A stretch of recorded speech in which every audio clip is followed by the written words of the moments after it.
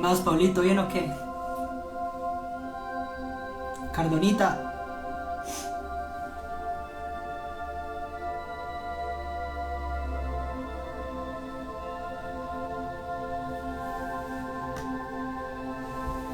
Sí, es que pasó algo con la cámara, es raro, es raro. Pero lo importante es que se me escuche, ¿no? ¿Se escucha bien? ¿Se escucha mi voz?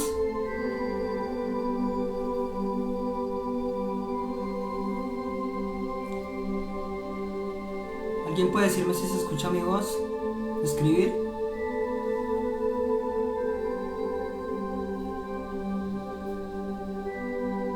Bueno, ok, gracias, Carmona. Sí, pero se da la... Sí, no sé, es que lo estoy haciendo en la tableta y antes de iniciar el en vivo se veía normal, pero no sé, esta cosa se desconfiguró, no estoy haciendo el envío desde mi celular. Pero bueno, no importa. Lo importante es que me escuchen, ya después haré videos en YouTube, lo que sea, esto solo es un preámbulo. Entonces ya es ahorita de empezar. Bueno, me presento. Mi nombre es Mateo Román Ochoa, tengo 20 años y estudio licenciatura en Filosofía en la Universidad Tecnológica de Pereira. He decidido iniciar el envío 10 minutos antes de que lleguen estos días, porque quiero orar antes de empezar a las 8 y también darles gracias a muchos de ustedes. Entonces, para empezar, quiero comentarles que yo he creído en Dios toda mi vida, pero al igual que muchos, como mi padre, me alejé de la iglesia católica. Me alejé de la iglesia, dejé de ir los domingos, pero siempre estuve en oración. Siempre se le tira piedras a la religión, sobre todo a la católica, sobre todo al cristianismo, ¿no? Y le echan la culpa de todos los males a Dios y que no puede existir por el sufrimiento, el mal, y diversos argumentos. Pero bueno, yo me dediqué... Bueno, todo empezó porque desde niño siempre se me preguntaba, ¿por qué crees en Dios? Y yo siempre me quedaba helado como... ¿Qué digo? No sé, porque lo siento, y realmente lo siento, porque más allá de los argumentos, la veracidad de la existencia de Dios tiene que ver con las experiencias personales que uno tiene. Y yo he tenido muchos milagros, muchísimos en mi vida. Y uno de ellos, no puedo hablar mucho porque un en vivo máximo dura 40 minutos si no me equivoco, y pues vamos a hablar de muchas cosas. Ya en próximos videos voy a hablar de más temas, de mi testimonio, conversión, etc. Yo soy bautizado, hice la primera comunión, la confirmación, pero me alejé de la iglesia. Todo empezó desde mi ruptura, hace más de 2 semanas, 3 semanas. Inicié un retiro espiritual. Ya conocí gente muy especial, muy bonita, y quería darle las gracias a esas personas, en especial a Yue Wang López y a su familia, que me han recibido en su restaurante, me han orado por mí y ha sido muy especial conocerlos. También a Diana Milena, que voy a orar por ti, pidió que orara por ella, por el grupo, y lo voy a hacer. El que quiera unirse a la oración lo hace. Darle gracias también a mi familia, a mi mamá, a mi papá, que me han apoyado mucho en este proyecto.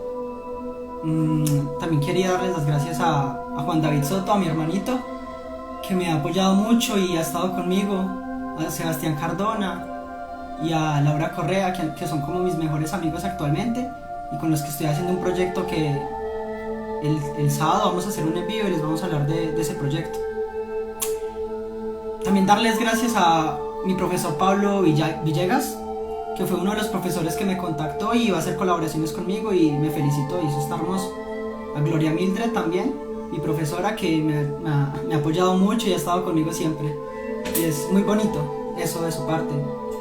También a Víctor, que se hizo muy amigo mío y se lo agradezco con el alma. Víctor, cuando veas este en vivo espero que te acuerdes de todas las conversaciones que hemos tenido sobre la existencia de Dios. Ataca, obviamente, que hace mucho no lo veo.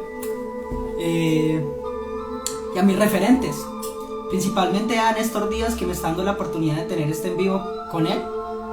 a Dante Urbina, que es uno de los que más me ha ayudado, me envía oraciones, y el otro mes, después del debate que tiene con Jonathan Ramos, va a ser otro en vivo conmigo. Pero prometo que la cámara va a ser mejor. No importa, no importa. También darle gracias a mi profesor Jonathan Ramos, que estoy viendo clases con él virtuales de filosofía. Me han servido mucho. A él le compré todas las clases de Santo Tomás de Aquino, y eso me inició principalmente en este camino. Entonces, para empezar, voy a hacer una oración por esta charla y por todas las personas que tienen sed de Dios y tienen dudas, que mi principal objetivo es unirlos. Nomini Patri et Filii et Spiritus Sancti. Dios, te pido que en esta charla seas tú quien hable a través de mí. Te pido que me des la sabiduría y me permitas decir las palabras necesarias en el momento adecuado para que esta charla sea fructífera. Te pido por Diana Milena, que está pasando por muchos problemas. Te pido que la acompañes y le brindes tu consuelo. Te pido que, al igual como que lo hiciste con Santo Tomás de Aquino, me des la oportunidad de hablar sobre la fe y la razón en esta charla, que pueda utilizar mis palabras de la mejor forma, como lo hizo Santo Tomás en la Suma Teológica. Amén. Pater noster, que es in celis, sanctificetur nomen tuum, adveniam regnum tuum, fiat voluntas tua sicut in cielo et in terra. Panem nostrum quotidianum da nobis hodie, et dimiti nobis debita nostra, sicut et nos dimitibus debitoribus nostris, et ne nos inducas in tentationem, sed libera nos a malo. Amen. Ave Maria, gratia plena Dominus tecum, benedicta tui mulieribus, et benedictus fructus ventris tui, Iesus. Sancta Maria, Mater Dei, ora pro nobis peccatoribus, nunc et in hora mortis nostrae. Amen. Gloria al Patri et Filii et Spiritu et Sancto, sicut erat in un principio et nunc in semper, et in saecula saeculorum. Amén. En el Patri et Filii et Spiritu Santo. Amén. Y bueno, mientras va llegando nuestro querido Néstor,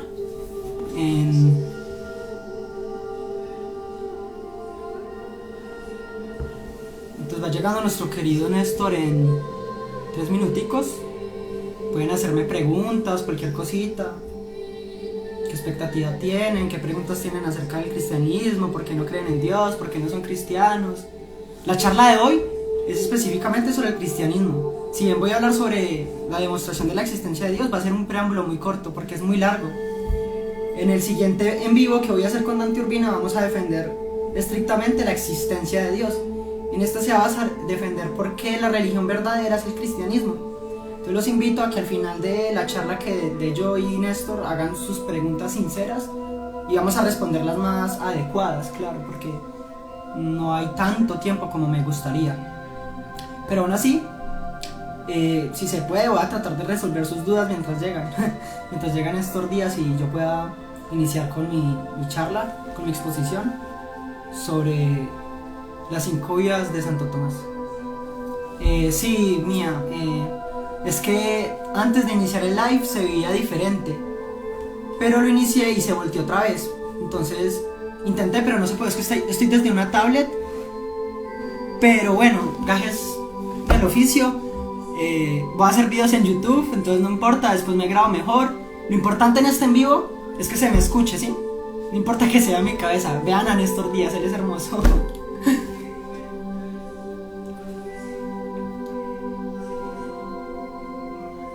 Pero con tal de que se me escuche está muy bien, que es lo importante, porque yo quiero es dar la palabra de Dios acá con ustedes.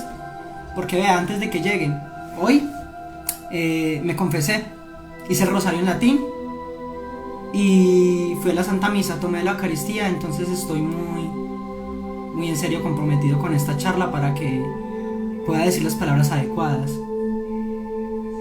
Bueno, esa pregunta, Enrique, me gustaría responderla con Víctor en un vivo futuro, porque él se especializa en la fenomenología y pues él me lo ha dicho que sí, que muchos utilizan la fenomenología para los argumentos a favor de la existencia de Dios. Entonces no sé, ya me tocaría luego investigarlos.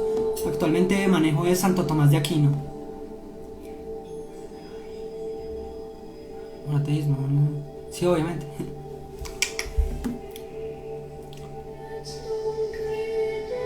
Amén, amén. Oren por mí, sí. y lloraré por ustedes.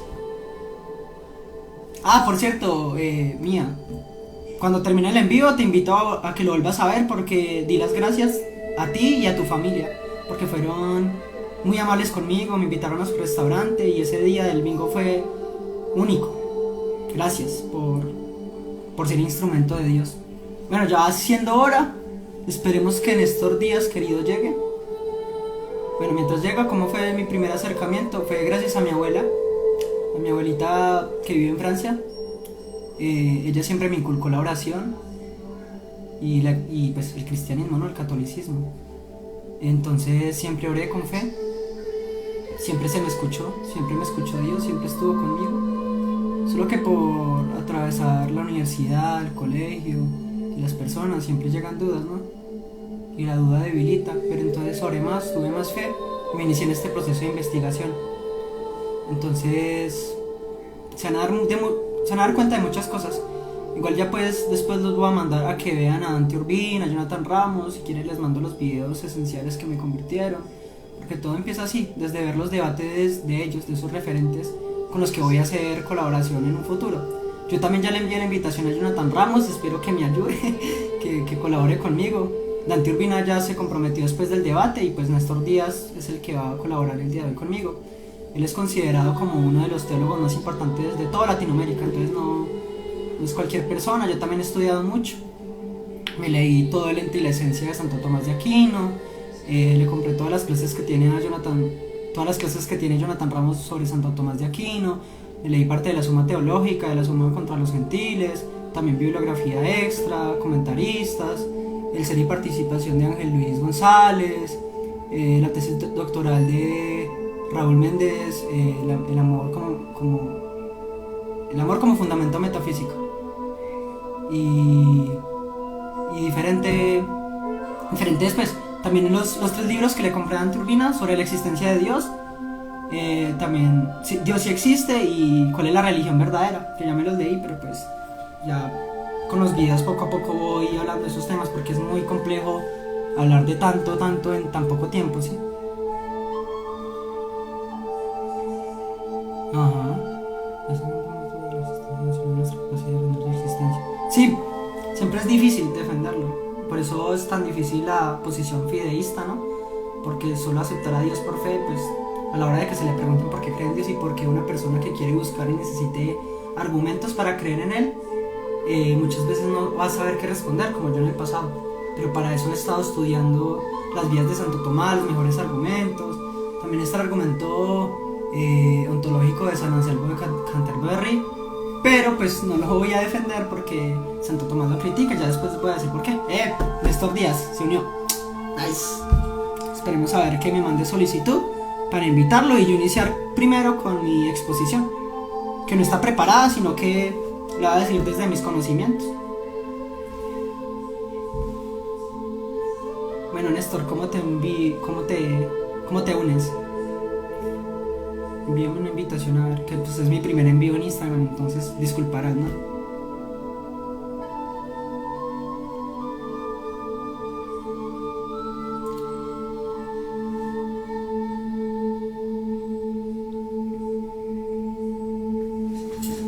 Qué rabia como quedó esta cámara, pero no importa.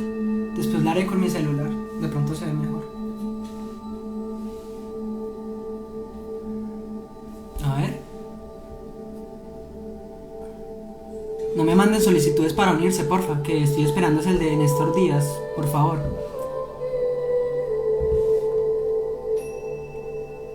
Bueno, esa pregunta que acabas de hacer, que la responda Néstor Díaz, que se especializa en ese tema. Yo solo voy a hablar sobre la existencia de Dios en este en vivo. Pero necesito que Néstor Díaz se una. A ver. Por fin. ¿Le di bien? A ver, aceptar. Transmitir con profesor Néstor Díaz. Ya. Hola, hermano. Saludos, ¿cómo estás, amiguito? ¿Cómo te sientes? Muy bien, muy preparado. Fui a misa, oré mucho, le pedí a toda mi familia que oraran por mí. Vamos a convertir a todas estas personas que nos están escuchando, si Dios quiere, y que sea la voluntad de Él, ¿no? Bueno, estamos aquí para seguirte, para Amén. apoyarte en lo que necesites, cuéntame. Listo, ¿Cómo te puedo empecemos. hacer? Sí, Yo ya di una presentación mía, muy cortica, pero entonces quiero iniciar con una oración, ¿cierto? Por Santiago Alarcón, por su conversión al catolicismo y está siendo muy atacado. Hay que orar para que los cristianos no nos desunamos. Eso es lo esencial en un debate, porque yo he visto mucho los debates de protestantes contra católicos que siempre se tiran piedras. Y yo quiero que no, yo quiero que nos unamos a pesar de las diferencias y que poco a poco lleguemos a la verdad. Entonces, quiero orar también por Dante Urbina y Jonathan Ramos, que van a tener un debate. Son las personas, los referentes más famosos y prestigiosos de Latinoamérica al menos. Y tú como teólogo, hay que orar por ellos y por todas estas personitas que nos están escuchando y quiero iniciar. Nomini Patria, Filet, Espíritu Santo. Padre, Señor mío, misericordioso, te pido por Dante Urbina, por Jonathan Ramos, por Santiago Alarcón y por todos los referentes, como Néstor Díaz. Gracias por darme la oportunidad de hablar con él y por dar mi mensaje. Te pido que nuestras charlas y nuestras palabras sean desde el amor, desde la caridad y que podamos unirnos porque tú viniste a unir. Tú viniste a unir y a dar amor, a amar al pecador, a venir por los pecadores y a aborrecer al pecado, como lo tenemos que hacer. Pater noster, que es in celes, sanctificetur nomen tuum, adveniam regnum tuum, fiat voluntas tua, sicut in cielo et in terra.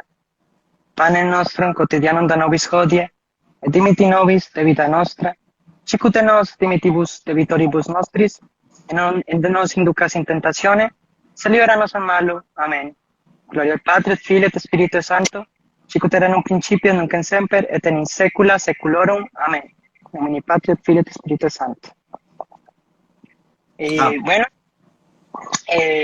voy a iniciar hablando sobre las vías tomistas, un pequeño preámbulo porque me gustaría que nos centráramos en el cristianismo. Yo les comenté a estas personitas, Néstor, que más adelante voy a hacer un envío con Dante Urbina, esencialmente hablando sobre la posición teísta, que es la defensa de la existencia de Dios. Entonces yo quiero comenzar. Siempre veo que las personas tienen dudas, como yo las he tenido. Es más fácil tener fe y no tener tanto como las razones suficientes para defender la existencia de Dios. Por eso quiero traerles hoy las 5 vías de Santo Tomás de Aquino, porque él nos habla de la fe y la razón. Al inicio de la Suma Teológica nos dice Santo Tomás de Aquino que la gracia, la fe, no elimina la razón, sino que la presupone y la mejora. Hay una analogía que me gusta mucho que hace Dante Urbina en sus videos. Es como que imaginen esto, digamos, así es la razón. Estamos en un parque de diversiones. Vemos a las personas, al parquecito, a los árboles. Pero entonces, ¿qué es la fe o qué es la gracia? Que es por medio de Dios y no nuestra. Es que nos eleva y nos permite ver mucho más, nos permite ver a profundidad. Entonces, antes de empezar con las 5 vías, voy a hacer un preámbulo, unas cositas que hay que aclarar cuando hablo de demostración. Demostración es demostrar empíricamente o materialmente la existencia de Dios. ¿Por qué? Porque bueno, si aceptamos que hubo un comienzo en el universo, como desde el teorema del Big Bang propuesto por el católico Lemaitre, y también por el teorema de singularidad propuesto por Stephen Hawking y Roger Penrose, al comienzo, inicia el tiempo, el espacio y la materia, que con eso viene la energía dispersa. Entonces, aquello que causó el universo y la existencia desde ex nihilo es atemporal, aespacial e inmaterial. Por ende, no podemos demostrar la existencia de Dios empíricamente. Lo más cercano que podemos tener de Dios empíricamente, entre comillas, es la existencia de la encarnación de la segunda persona, que es Jesús, que ya más adelante mi querido hermano y estimado Néstor Díaz les va a hablar. Entonces, para empezar, les voy a hablar del método que utiliza Santo Tomás de Aquino, que es el método quia, y no propter quid, como lo hacía San Anselmo en el argumento ontológico. Primero, partimos por lo que vemos. El primum cognitum. Acá empezamos a hablar del ente. Lo primero en el orden del conocimiento es lo último en el orden del ser. Entonces, ¿qué es lo primero que vemos? Vemos entes. cosas con ser, tienen ser, existen, son, es, tienen ser. De ahí partimos, ¿no? De lo particular y de lo que vemos hacia Dios, pero por analogía, porque nosotros somos seres finitos y no tenemos la capacidad de abordarlo en su totalidad. En caso de que podamos lograrlo, sería por una visión beatífica o por su gracia, o cuando estemos en la gloria del Señor. Pero por gracia de Él tenemos la razón natural, y desde la razón natural podemos llegar a Él por analogía. Es más lo que no sabemos de Dios que lo que sabemos. Y acá entro con la teología apofática, apófasis negativa, de negar lo que no es. Pero primero me gustaría iniciar por las 5 vías leídas a través de la cuarta vía, porque según el doctor Agustín Echeverría y el que lo ayudó, Ángel Luis González, en la tesis doctoral, es la mejor forma de iniciar las 5 vías, leyéndolas desde la cuarta vía, el grado de las perfecciones, ¿cierto? Pero el grado más fundamental es el del ser. Entonces vamos a leer las 5 vías. Bueno, leer no, yo les voy a exponer las 5 vías, un preámbulo así pequeñito, para pasar rápidamente al cristianismo, de por qué sería este Dios del teísmo, el Dios del cristianismo, y de por qué el cristianismo es la religión verdadera. Entonces, la cuarta vía nos habla de los grados de perfección y de las perfecciones trascendentales, es decir, que todo ente tiene por el hecho de ser ente. Y llegamos a la perfección de las perfecciones, que es la del ser, y por medio del ser es que existen las demás perfecciones. Entonces le damos la primera vía, nos habla del movimiento. Acá el movimiento no se puede entender como moverse, sino hace parte. Acá hay que tener un conocimiento sobre la filosofía aristotélica, kinesis, que sería el paso de la potencia al acto. Entonces, también hay que tener en cuenta la teoría de la participación en Platón, que la podemos leer en el Parménides, que nos dice, pues, que todo ente o toda cosa que tenga alguna perfección que no la tenga de por sí en su esencia, es porque la tiene por participación. Entonces, cuando el ente no tiene el ser por esencia, porque no explica el ser de las demás cosas, sino que tiene el ser recibido a modo de su esencia, su modo de ser. Entonces, el agua es, pero no es el ser. El agua es agua, pero no celular, digamos. Entonces no se puede explicar el ser del agua o mío, tuya o de las demás cosas como el ser de toda la existencia. Entonces, según la doctrina de la participación en Platón y desde la cuarta vía en Santo Tomás, si una cosa no tiene el ser por esencia, lo tendrá por participación. Y solo hay 2 posibilidades. O lo tiene por esencia o lo tiene por participación. Entonces, aquello que lo tiene por esencia es el ser subsistente, al cual llegamos por la tercera vía de Santo Tomás, de los seres necesarios. Entonces, la primera vía, llegamos a un primer motor inmóvil, un acto puro. Y el acto de todo acto es el del ser.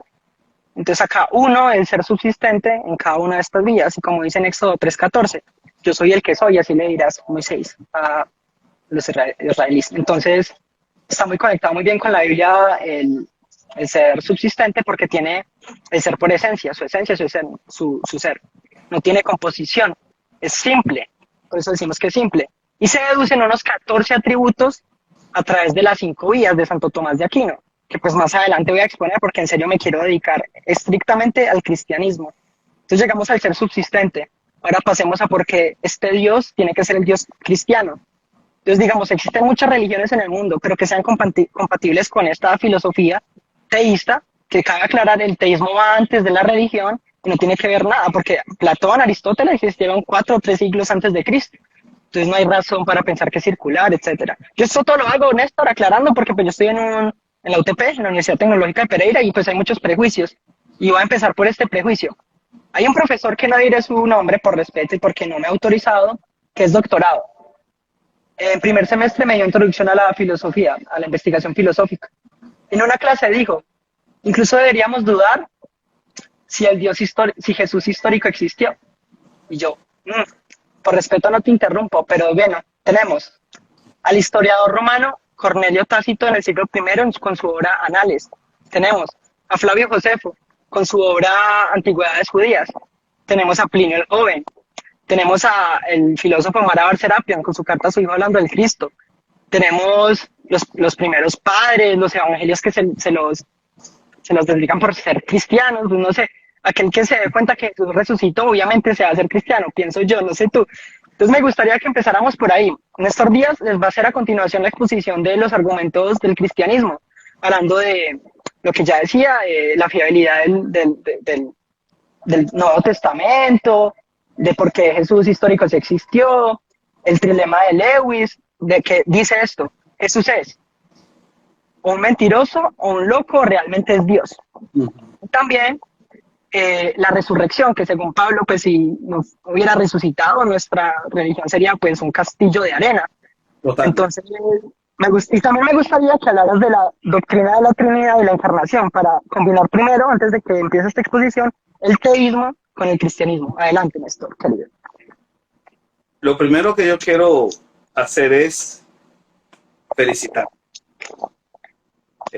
Verdaderamente me disfruté lo que estabas presentando respecto a tu exposición de las 5 vías.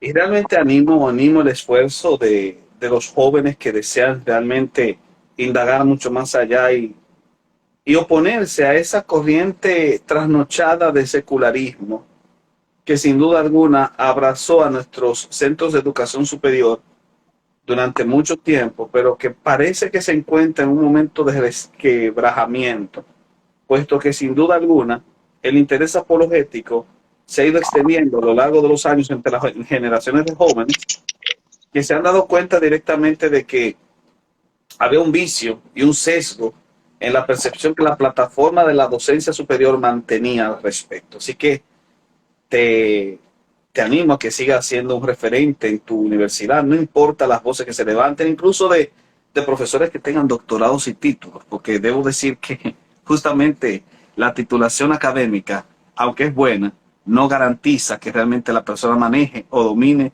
los conceptos adecuadamente. Recuérdate que la sabiduría es algo que viene de lo alto, y eso es algo importante que debemos recordar. Y esa sabiduría siempre será expresada a través de la humildad y de no dejarse atragantar por ese orgullo que genera la acumulación de títulos, que no son más que acumulación de documentos en las paredes. Muchas veces no se encuentran establecidos en el corazón. Así que sin duda alguna lo que hace grande a un filósofo es la humildad. El principio de la filosofía es la humildad, sin duda alguna. El apotec meliático, el solo sé que no sé nada, es el principio que prima directamente en la categorización del filósofo. Un filósofo que no es humilde ya no es filósofo, es un simple sofos, es un simple sofista. Ahora, tocante a tu pregunta respecto a lo que tiene que ver con los pilares esenciales de la apologética, sin duda alguna, es lo que me has preguntado. Porque la apologética, sin duda alguna, descansa sobre 3 grandes pilares. Por supuesto que la apologética desarrolla diversas líneas, tiene ejes transversales, pero hay 3 pilares sobre los cuales descansa la tarea del apologista. El primer pilar, sin duda alguna, es la defensa de las Sagradas Escrituras. Mostrar la confiabilidad del texto bíblico como tal. El segundo pilar, por supuesto, que tiene que ver con Dios. Mostrar, no demostrar, sino mostrar la existencia o la realidad. Yo prefiero hablar de la realidad de Dios. Y por último está la figura de Jesús, sin duda alguna. La historicidad de Cristo y la validación de sus pretensiones como Dios a través de la evidencia mayor que es la resurrección. Así que sin duda alguna, cuando se va a hablar de apologética, estos serían los temas de conversación principales. Yo no pretendo en este espacio de unos quizás un poco más de 30 o 35 minutos poder agotar un tópico tan desarrollado como eso, pero sí podría crear un esquema que se le quede en la cabeza a todos los que nos están viendo. Y en primer lugar, tocante al pilar de las Escrituras, sin duda alguna, para hacer una defensa apologética de las Escrituras, necesitamos primero segmentarla, hacer una apologética del Antiguo Testamento y luego una del Nuevo Testamento. Esa es la forma más adecuada para desarrollar una presentación somera al respecto. Tocante a la apologética del Antiguo Testamento, podemos destacar dos grandes puntos. Primero, la confiabilidad. ¿Es confiable el Antiguo Testamento? Y la respuesta es, por supuesto que sí. Y es confiable por tres razones específicas. Primero, porque la carga papirológica que posee, sin duda alguna, evidencia que es un texto altamente confiable. Y más cuando lo comparamos con textos paralelos. En dado caso, los textos paralelos de otros documentos no tienen la carga y el peso que posee el Antiguo Testamento debido a la forma como los masoretas desarrollaron todo un código de honor, toda una tradición, la tradición masorética, para poder preservar el documento pasándolo de un manuscrito deteriorado a otro. Cuando nosotros leemos el código estricto de los masoretas, nos vamos a dar cuenta que ellos tenían todo un sistema y toda una estrategia metódica para evitar pasar errores a los documentos futuros. Las distintas generaciones posteriores de manuscritos tenían que ser fidedignamente confiables y reproducir de forma fiel el manuscrito anterior, porque el código masorético así lo implicaba. Un masoreta no se podía poner de pie si lo saludaba un rey. La única vez cuando interrumpía su trabajo era cuando había una boda. Ni siquiera para un funeral podía interrumpir su trabajo una vez iniciado. Pero no solamente pasaba eso, sino que había un equipo de trabajo que incluía también un redactor o un grupo de redactores o revisores que revisaban el documento. Como tenía carga sagrada, el documento entonces tenía que ser revisado por terceros. Si se veía un error, comparándolo con el manuscrito anterior, se destrozaba y tenía que volverse a iniciar el trabajo otra vez. Esa es la razón de por qué cuando se descubrieron los rollos del Mar Muerto y se desenrolló, se terminó de desenrollar el gran rollo de Isaías, que duraron casi 3 décadas para poder desenrollarlo, se comparó con una edición reciente del libro de Isaías y se descubrió que los errores eran minúsculos, pequeños, y tenían que ver con palabras y no con conceptos, de forma tal que todo el libro de Isaías estaba preservado, a pesar de que se comparó con un rollo del siglo III antes de Cristo. Si tomamos la referencia, y yo creo la referencia tradicional, de que el libro de Isaías no está segmentado en 3, sino en un solo autor, y que ese autor es del siglo VII, apenas está mediando del siglo III al siglo VII, unos poco menos de 5 siglos, si mal no recuerdo. Entonces, en ese breve espacio de tiempo, que tengamos un rollo que se haya preservado sin duda alguna del siglo III hasta el siglo XXI de una forma tan confiable, habla muy bien de la tradición masorética. La tradición masorética es un plus a la hora de hablar de la confiabilidad del texto veterotestamentario. Pero a eso insertémosle la pala del arqueólogo. Sin duda alguna, los descubrimientos arqueológicos que confirmaban el texto y que lo siguen confirmando una y otra vez. De forma tal que se ha corregido la manera como se veía la historia o como se analizaba desde la documentación clásica a la luz de los hallazgos arqueológicos que corroboran lo que el texto bíblico indica. Un caso que siempre utilizo para ilustrarlo es el de Belsasar, el rey Belsasar de Babilonia. La crónica de Nabonido por lo menos señalaba que el último rey de Babilonia había sido Nabonido. Beroso indicaba que el último rey de Babilonia fue Nabonido, pero el texto de Daniel decía que fue Belsasar. Los críticos del 19 generalmente decían que a la luz de Beroso, el Viejo Testamento, el libro de Daniel, estaba equivocado. Estaba equivocado garrafalmente porque dio un nombre falso, el nombre de Belsasar, cuando el hijo o en este caso el último rey o monarca que gobernó en Babilonia era Nabonido. Todo hasta que la pala del arqueólogo demostró que el texto tenía la razón. Porque se descubre una oración de Nabonido pidiendo por sabiduría de parte de los dioses para que su hijo Belsasar pueda entonces ser un excelente monarca mientras él se encontraba ausente. La pala arqueológica lo que permitió entonces que nosotros pudiésemos comprender que sí, la historia que manejaba Beroso era incompleta, porque verdaderamente Nabonido era el último rey de Babilonia, pero se ausentó durante un tiempo para retirarse al poblado de Tema, al oasis de Tema, mientras dejó a su hijo Belsasar gobernando en Babilonia. Eso explica por qué cuando se le va a dar un premio a Daniel por interpretar la escritura en la pared, no lo hacen segundo, sino tercero señor en el reino. Y tiene que ser el tercero porque el mismo Belsasar era el segundo. Así que con esa información, el texto bíblico permitió corregir a Veroso. Y de esa manera, sin duda alguna, nosotros podemos tener la alta confianza respecto al Antiguo Testamento de que el texto es confiable. La tradición masorética, la pala del arqueólogo. Lo mismo podemos decir del Nuevo Testamento. Pero con el Nuevo Testamento tenemos un plus agregado. ¿Cuál es el plus agregado? Que los hechos que narra el Nuevo Testamento fueron relatados por testigos oculares. Durante el siglo XVIII se manejaba la noción de que los evangelios estaban fechados a partir del siglo II y el Evangelio de Juan en el siglo III. Sin embargo, la última actualización de la carga papirológica ha llevado a que las fechas se reduzcan mucho más de lo que suponía Bullman.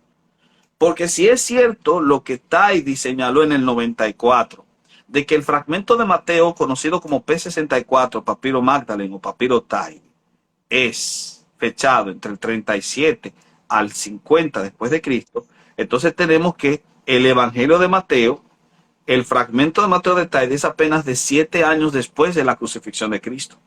Apenas 7 años después. Por lo tanto, estamos ante un manual o un documento de un testigo presencial. El tiempo se reduce en ese caso. Si nosotros reducimos el tiempo en ese caso ante la enorme acumulación del registro papirológico que permite a nosotros poder tener una mejor apreciación de las fuentes originales, entonces sin duda alguna podemos ver mucho más confianza en el Nuevo Testamento que por ejemplo en la Ilíada de Homero. Aparte de que la Ilíada de Homero solamente sobreviven unos 600 manuscritos, mientras que del Nuevo Testamento hay más de 5.500 manuscritos, que es un averaje en cantidad enorme. Otro dato, hablamos mucho de Aristóteles, pero la política de Aristóteles, el fragmento más antiguo que tenemos de la política de Aristóteles data de unos 1500 años después del manuscrito original. Y solamente tenemos, si mal no recuerdo, son como unos 6 manuscritos de la política de Aristóteles. Entonces, ante una documentación como esa, comparándolo con un fragmento que es apenas de 7 años después de los hechos que narra y con un registro de más de 5.500 manuscritos, yo puedo tener toda la objetiva conclusión en confiar que la retórica de Aristóteles es menos confiable que el Nuevo Testamento. Y eso en ese pilar del Nuevo Testamento y de la defensa de las Escrituras. Si pasamos al segundo pilar, que es el de Dios, obviamente que lo primero que nosotros tenemos que tener claro es que para las Escrituras Dios es un axioma, o por lo menos Dios es verdad indemostrable. Dios no necesita ser demostrado. Me gusta lo que decía el pastor luterano Dietrich Bonhoeffer, gran pastor, representante de la ética del seguimiento dentro de un neoluteranismo, al igual que pasó con Calvin, y que animo a que muchos de los que no son protestantes puedan leer a Bonhoeffer, un autor exquisito que fue asesinado por orden de Adolfo Hitler, por cierto. Bonhoeffer decía, un Dios que necesita ser demostrado es un ídolo. Y es cierto, porque Dios, decía C.S. Lewis, es el eterno iconoclasta, rompe los esquemas en el que nosotros lo insertamos. Una idea que, por cierto, también la encuentro repetida en un pensador católico llamado Ignacio Larrañaga. Bueno, la cuestión es que, como Dios no necesita ser demostrado, no hay necesidad de buscar explicaciones para demostrarlo, porque si lo demostrase, lo reduciría al mero papel de un ídolo. Pero eso no quiere decir que no haya argumentaciones para mostrar la verdad divina. Y ahí es donde nosotros tenemos que entrar en el debate entre la demostración y la mostración. Dios no se demuestra, pero sí se muestra. ¿Y dónde encontramos los argumentos para mostrar la verdad divina? En 3 dimensiones. La dimensión cósmica, el cosmos, la dimensión histórica y la dimensión antropológica. En esas 3 dimensiones podemos extraer los argumentos que permiten la mostración de Dios. De la dimensión cosmológica, obviamente extraigo yo el argumento cosmológico, que es un argumento aristotélico, es un argumento repetido en las 5 vías, especialmente en la primera, y es un argumento también que lo podemos descubrir y lo podemos rastrear directamente al pensamiento escolástico de Anselmo de Canterbury. Asimismo, tenemos el argumento teleológico derivado directamente del mismo cosmos y que obviamente tiene su variopinta explicación. Habría que explicar los distintos tipos de argumentos teleológicos que existen, pero no voy a entrar en esa materia. Sin embargo, los argumentos teleológicos también permiten descifrar la presencia del Creador a través de la revelación general del universo. El argumento cosmológico y el argumento teleológico proceden de la misma dimensión. La dimensión antropológica nos provee 2 argumentos más. El argumento antropológico o moral, que apela a la conciencia como evidencia de un legislador eterno en los cielos. Y también está el argumento universal. El hecho de que la idea de Dios esté presente en cada cultura habla o da fuerza y rigor a la presencia real del Dios que supone esa idea. Porque si no existiese el agua, tampoco existiría la sed. Del mismo modo, si no existiese Dios, no existiría la necesidad de creer en Dios. Y por último, el argumento histórico nos provee 2 argumentos más. La dimensión histórica nos provee un argumento histórico, la mano invisible de Dios, que explicando eventos en la historia que no se podrían explicar si no es por intervención divina. Y por supuesto, el más poderoso de todos los argumentos, porque es un argumento que incluso tiene predicciones matemáticas, que es el argumento ontológico. Que por cierto, que si no me falla la memoria, le insertó una formulación matemática al argumento ontológico, fue Gödel, el de la teoría de los conjuntos indecidibles. Gödel introduce una formulación matemática al argumento ontológico. El argumento ontológico es uno de los más contundentes. Y por cierto, es un argumento que replica una frase nietzscheana. Nietzsche decía, el hombre en su orgullo creó a Dios a su imagen y semejanza. Y por supuesto que es verdad, porque los seres humanos, decía Calvino, son talleres de ídolos. Crean ídolos a cada instante, pero los ídolos, los dioses creados por el hombre, se parecen al hombre. Son caricaturas del hombre, son pobres parodias del hombre. Si no, pregúnteselo a los griegos, pregúnteselo a los hindúes que crearon dioses morbosos, o pregúnteselo a los dioses actuales, los que salen en los animes, como se nos ama, ¿verdad? Sin duda alguna, un niño caprichoso, ¿verdad? Esos son los dioses creados por los hombres. Pero el Dios cristiano, el Dios revelado en las Escrituras, es perfecto, altais, y tan perfecto, es el totalmente otro, como decía Calvar, el totalmente otro que está tan lejos que no le podemos conocer, pero que se hizo tan cercano que le podemos abrazar. Y cuando lo abrazamos nos damos cuenta que sigue igual de lejos. Ese Dios totalmente otro no lo pudo haber creado mente humana.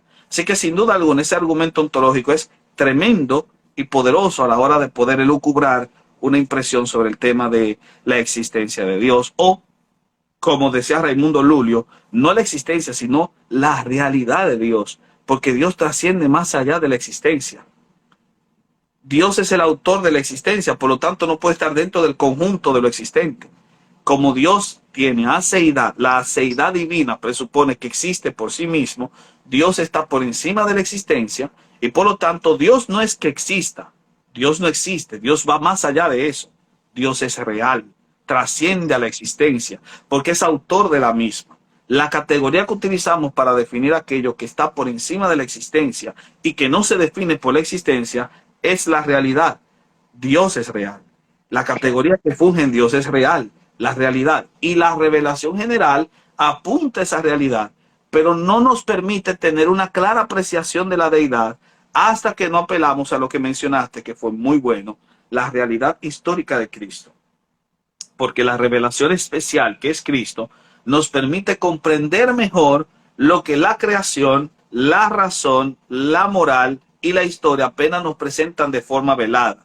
Si nosotros nos quedásemos solo con las dimensiones mencionadas anteriormente y sacamos a Cristo de la ecuación, a lo sumo que podríamos llegar es al Dios de los filósofos. Pero el Dios de los filósofos es un Dios totalmente otro que no se acerca al ser humano. Nosotros creemos en un Dios revelado, porque el Dios de los filósofos, se mostró y se reveló. Pascal lo dijo muy bien. El Dios de Jacob, el Dios de Abraham, Dios de Isaac, Dios de Jacob, no el Dios de los filósofos. Justamente el Dios de Abraham, de Isaac y Jacob, el Dios que se reveló en las Escrituras. Ese es el Dios que nosotros creemos, el Dios que se muestra en la faz de Jesucristo. Y eso me lleva entonces al último punto. Jesús.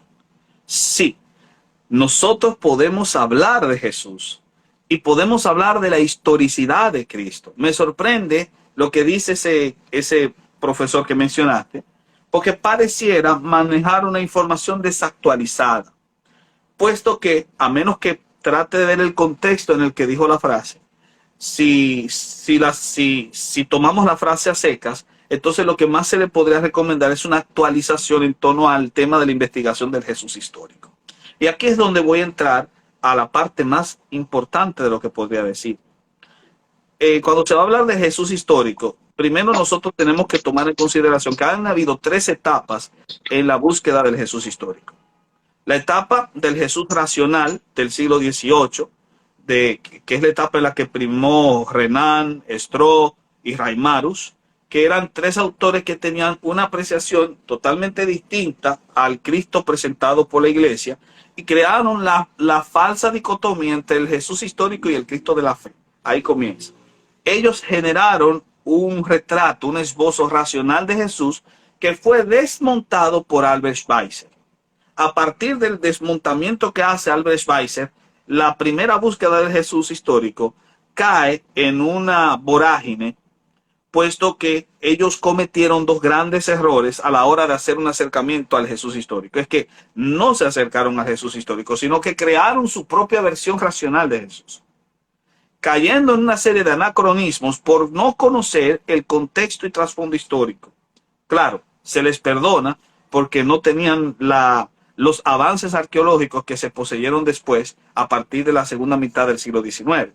Pero sin duda alguna, la primera búsqueda del Jesús histórico ha sido superada y todavía hay profesores que se encuentran en ese estadio al hablar sobre Jesús. La segunda búsqueda del Jesús histórico trataba de crear un criterio que es el que se conoce como el criterio de dicotomización, en el que se trataba de buscar cuáles eran los documentos que se tenían sobre Jesús y eliminar todo lo que sonase a judío y cristiano en esos documentos. Es el criterio de doble disimilitud. Es decir, si en los documentos encuentro algo que me suena cristiano o que me suena judío, es sospechosamente incorrecto, porque Jesús no era cristiano. Por lo tanto, todo lo que suena cristiano en los evangelios no es o no pertenece al Jesús histórico. Y tampoco Jesús era judío, porque él tenía un discurso antijudío, así que todo lo que suena judío también debería ser quitado. Y así ellos van desnaturalizando el documento y llegan a la conclusión de que poco podemos saber sobre Jesús. Obviamente, la segunda búsqueda de Jesús histórico creó un criterio que ya no se utiliza porque manejaba las fuentes a su antojo, a criterio subjetivo del investigador. Esa búsqueda se superó y hoy prima la tercera búsqueda del Jesús histórico, donde ya no se utiliza el criterio de doble disimilitud, sino el criterio de plausibilidad histórica.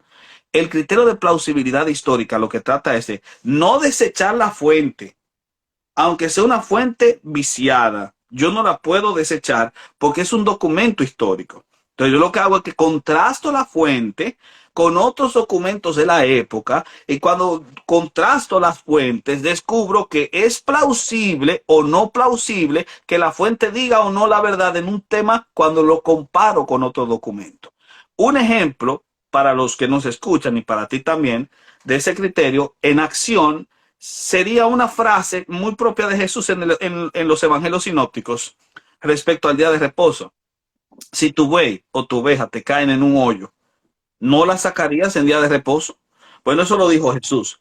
aplicando el criterio de plausibilidad, yo puedo buscar el documento de Damasco, que es un documento de la época, y voy a descubrir que en el documento hay una cita que dice que está prohibido sacar a un hombre que caiga en un pozo en día de reposo, utilizando una escalera o una soga, a menos que no sea cuerpo entero. O sea, estaba indicando directamente que existía tal cosa como, en esa época, ejemplos de lo que no se podía hacer en el día de reposo, apelando a una persona o animal cayendo en un pozo. Al comparar lo que dice el Evangelio con el documento de Damasco, es plausible que Jesús dijera lo que el Evangelio registra, porque hay un referente externo que implica la plausibilidad del hecho. Eso es lo que se hace ahora al hablar del Jesús histórico. Y gracias a eso se pueden ver un mayor nivel de plausibilidad en la confiabilidad que tenemos del contenido sobre los evangelios, porque hay documentos alrededor que nos permiten comprender mejor lo que, por ejemplo, Jesús quiso decir cuando le dijo a los judíos, el que come mi carne y bebe mi sangre, que muchas veces se ha utilizado para hablar de una interpretación más literal del texto, pero ¿qué pasa? Que hay documentos alrededor que tenían una comprensión de que cuando se hablaba de comer la carne y la sangre, se estaba haciendo una referencia velada a la muerte de la persona. Eso, gracias al criterio de plausibilidad, yo puedo tener una mejor comprensión de lo que Jesús quería decir al respecto. O cuando Jesús habló de que iba a derramar su sangre por la redención de muchos, bueno, consultando Cuarta de Macabeos, que es un documento de la época, descubro que los judíos manejaban la idea de que un justo podría morir por los demás y que su sangre derramada sería como expiación para todos. Lo que hace Jesús es corregir esa visión y decir que no es la sangre de cualquiera, sino solo la suya. Así que a partir de ahí, comparando los documentos de la época, descubrimos que la información de los evangelios es plausible históricamente. Y ese es un criterio. Ese sería un paso, pero no es el único paso para evidenciar de forma objetiva que Jesús existió históricamente. Hay un segundo paso, que es el del paralelismo metodológico. Comparo a un personaje histórico con la información que tengo sobre ese personaje y luego lo contrasto con Jesús y descubro que es más confiable el personaje, o confiar en el personaje, o perdón, confiar en Jesús, es más confiable la información que tengo de Jesús que la que tengo del personaje. Un ejemplo es Alejandro Magno. Alejandro Magno, todo lo que sabemos de Alejandro Magno descansa sobre una fuente que escribió 400 años después de Alejandro, que fue Julio Arriano, la Anábasis de Arriano. Ese documento de la Anábasis contiene toda la información que sabemos de Alejandro y toda la información objetiva, porque los demás documentos, que son también tardíos, como la vida paralela de Plutarco, solamente nos dan esbozos, pero no una información detallada de Alejandro Magno, solo la Anábasis. Y la Anábasis, o de la Anábasis, solamente sobrevive 36 manuscritos, y esos 36 manuscritos son todos copias de un manuscrito, que es el Códice Vindobonense, que es del año 1250 después de Cristo. O sea, estamos hablando de 1500 años después de Alejandro, el único códice del cual sobreviven los 36 manuscritos que tenemos en consideración, y ese códice es una copia de una biografía escrita 400 años después de Alejandro. ¿Qué confiabilidad tenemos entonces de lo que Wikipedia nos dice de Alejandro Magno? Si todo lo que Wikipedia te dice de Alejandro descansa en la Anábasis de Arriano, un documento que pudo haber sido manipulado, porque la copia más antigua es de 1500 años después. Sin embargo, de Jesús ya dijimos que las fuentes, la más antigua data de apenas 7 años después de la muerte de Cristo. Apenas 7 años.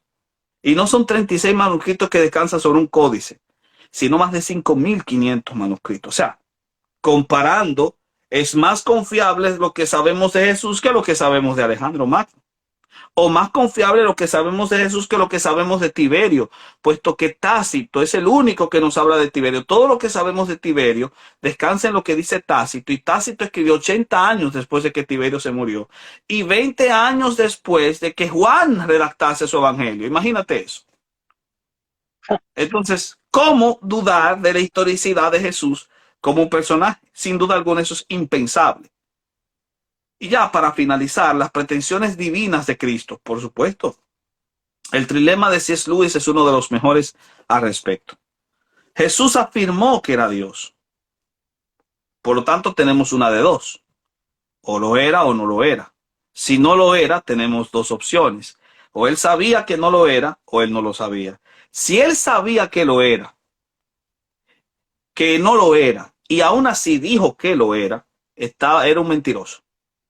Es un vulgar mentiroso y de la peor calaña, porque es de los mentirosos que hacen que otros mueran por él. Pero si él no sabía y simplemente se creyó que era lo que no era, estaba loco como el tipo que cree que su huevo es revuelto. Pero si él es lo que dijo que es, entonces él es Dios. Y la pregunta de Lewis es esta: ¿qué harás con Jesús? ¿Lo puedes escupir a la cara como un mentiroso? ¿Encerrarlo en un manicomio como loco? ¿O simplemente rendirte y caer de rodillas como Dios? Pero no digas que es un maestro moral a los Renan, porque él no te dio esa oportunidad.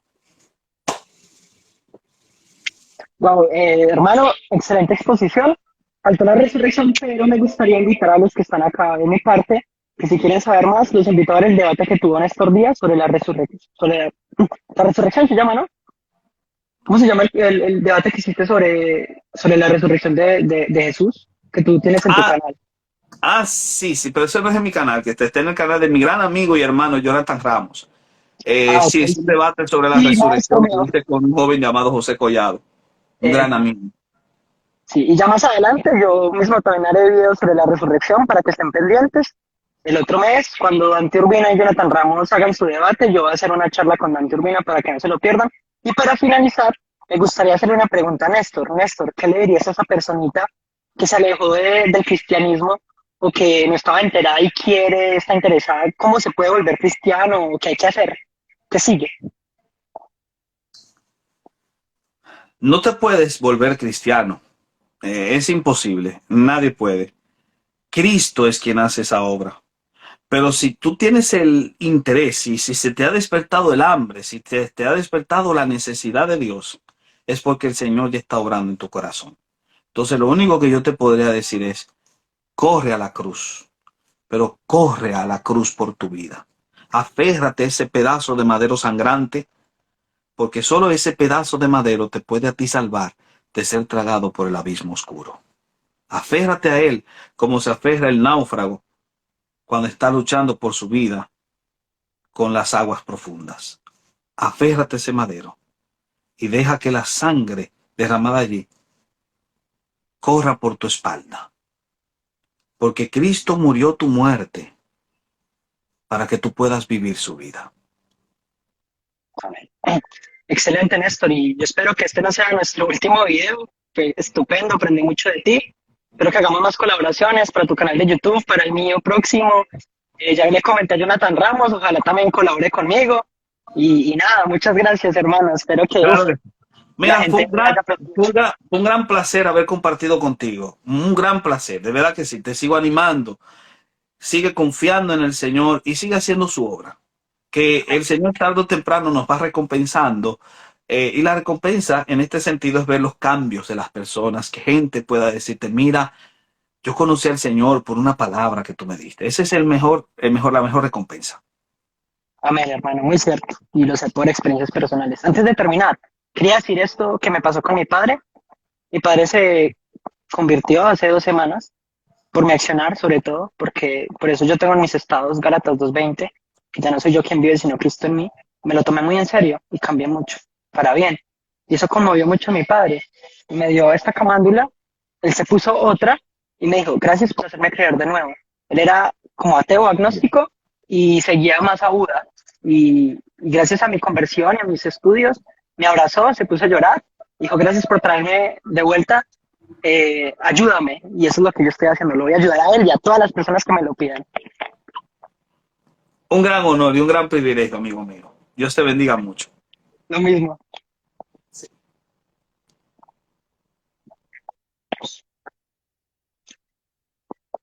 Bueno, espero les haya gustado. Él es Néstor Díaz. Espero que me sigan los que se quedaron acá, que me sigan en Instagram. La otra, no, hoy es este sábado voy a crear mi canal de YouTube, voy a comprar una cámara profesional, micrófono, y voy a empezar a trabajar. Se vienen proyectos, voy a hacer también stream de videojuegos a lo Rincón Apologético. Yo soy profesional en League of Legends, llegué a maestro y también voy a hacer otro proyecto con amigos. Vamos a hacer sesión de fotos y yo estoy en un grupo de baile. También vamos a bailar y hacer coreografías y todo lo vamos a subir para que estén pendientes y nos apoyen. Gracias por ver este pequeño espacio. Este es mi primer en vivo, mi primer paso, mi sueño con estos días. Espero que más adelante pueda hacerlo con Jonathan Murcia, que también lo invité, con Apologético, con Jonathan Ramos y próximamente se viene charla con Dante Urbina. Así que gracias.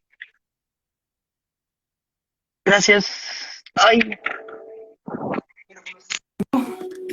Voy a ver cómo lo finalizo porque no sé cómo se hace. ¿Ah? Ah, bueno, ayúdame a finalizar el envío para guardarlo. Espero que lo hayan disfrutado. Un honor. ¿Cómo finalizo el envío? Yo no sé cómo es eso. ¿No sabes? ¿Alguien sabe cómo se finaliza un envío? ¿Le doy en la X? ¿Cierro? ¿Se guarda? ¿Cómo es? Vamos a ver. Es que le doy en la X, ¿o qué? No, ábralo todo. Ábralo